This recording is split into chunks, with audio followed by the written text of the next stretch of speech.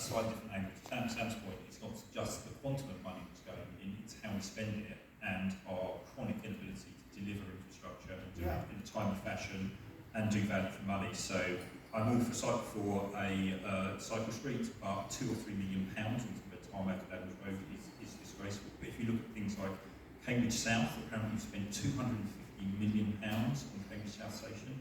I think if any number of countries in Europe would look at a station like that and say, how on earth did you spend £250 million, whatever your new name is for the Ely area rail junction upgrade.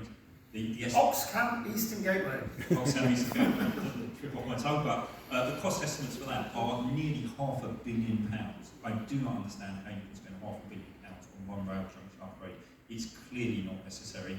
If you look at, the sewage works, it just went through iteration after iteration after iteration. Every time a new consultation, every time a new set of drawings drawn up by expensive consultants. The decision was delayed. Finally they go yes, and then a few months later they go no. That is holding up North East Ham's housing development, desperately new homes. Chisholm Trail, 25 years it took to get that from conception to start building it. We still haven't finished that, we've got the other half. Greenways project, GCP, Cambridge County Council, 9 years, every single time, another iteration, another load of consultation, another load of reports, every single time the spec goes down and down and down. We know that we are rubbish infrastructure. A lot of people understand. I think Britain Remains is an interesting group. They just published a report saying that in the UK we spend 65% more than the average in Europe to get the same amount of infrastructure. So a lot of this is government decisions, a lot of this is national legislation, but some of you who have quite a lot of power, I would love to see you deliver light rail. We've spoken about this before. I'm just really worried that we're just going through the standard process. So this feasibility study, it's all nonsense. It's going to be put on the shelf and then we'll wait years and years and years, the specs will get changed. It's just going through that process. I think my question is, what can you as a mayor do to really try and challenge the way we deliver these infrastructure projects to get better value for money? If we could get anywhere close to the European average for the cost of delivering a new train station or an underground or a light rail or a tram, it would immeasurably increase our ability to respond to the growth of Cambridge and actually see some benefits for Cambridge residents that they actually support the growth rather than see it as a problem to be managed.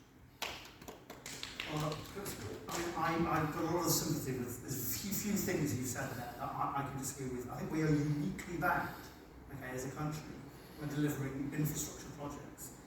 Why is that? Well, we can go into the cumbersome processes that we have to go through in order to get things delivered.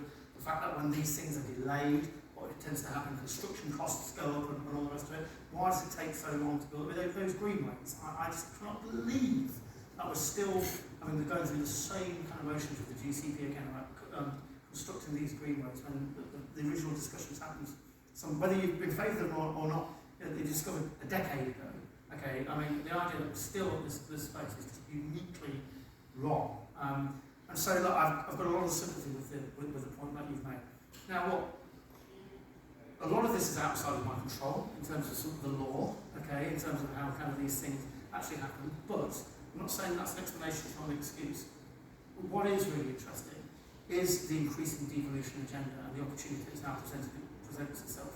The government are now beginning to talk about fiscal devolution in a way that they've not talked about in the past. They are talking about TWOs, giving mayors the power to.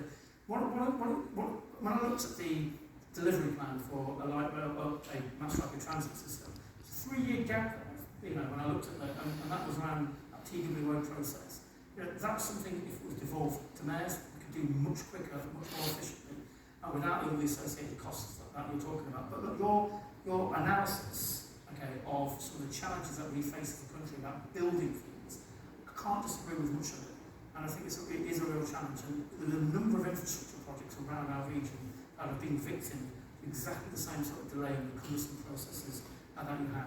All I will say is just watch this space, because there is a plan to try and do things a little bit quicker. I'm not doing this for a laugh. I'm not just doing this as something to do.